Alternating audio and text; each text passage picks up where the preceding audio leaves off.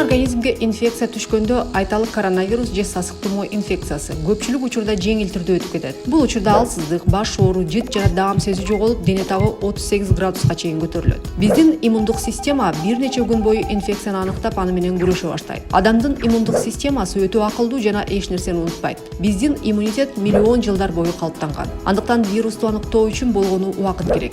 Бул убакыт аралыгында адам суюктукту көп ичип, организмден токсиндерди жана вирустарды чыгарууга аракет кылышы керек. Бирок тажрыйба көрсөткөндөй, Кыргызстанда ооруга кабылгандардын көпчүлүгү медициналык кийлигишүүгө аракет кылышат. Мисалы, инфекциялык жуктуруунун алгачкы белгилери пайда болгондо эле дарыларды тамчылатып сайдыра башташат. Мындай кадам иммундук системаны алсыздатып, адамдын абалын өтө начарлатып жибериши ыктымал. Суюктуктун басымдуу бөлүгүнүн дароо эле тамырларга кетиши дем алуунун оорулашына алып келет. Ошондуктан дарыгерлердин дайындоосу жок тамчылатып дары алууга болбойт. Витаминдерди тамчылатуу же болбосо эритүү зыяндуу жана майнапсыз. Эгер тамыр аркылуу организмге көп учурда суюктук жиберсе, ал ички органдарда чогулуп кала берет. Мындай процедура убагында инфекциянын канга түшүү коркунучу туулуп, кесепетинде тканьдардын жана тамырлардын сезгенүүсүнө алып келиши ыктымал. Бул деген тамырлардын жабыркашына алып келип, гематоманын пайда болушуна түрткү болот. Тамчылатып дары алгандардын биринчи кезекте тамыры жабыркап, тактар пайда болот.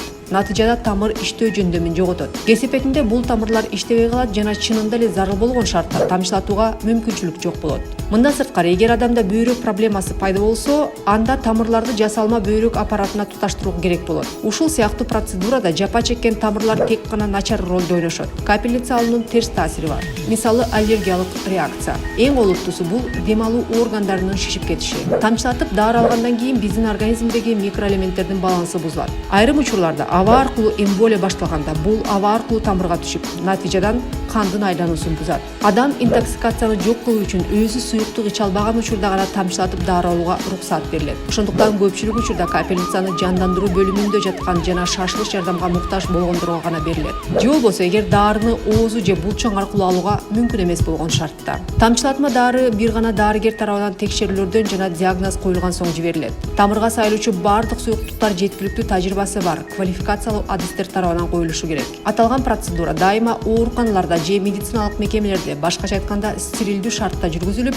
дарыгер жана биринчи жардам көргөзүү үчүн керек болгон медициналык каражаттар бар жерде болот. Өзүн өзү дарылоо сиздин саламаттыгыңыз үчүн кооптуу.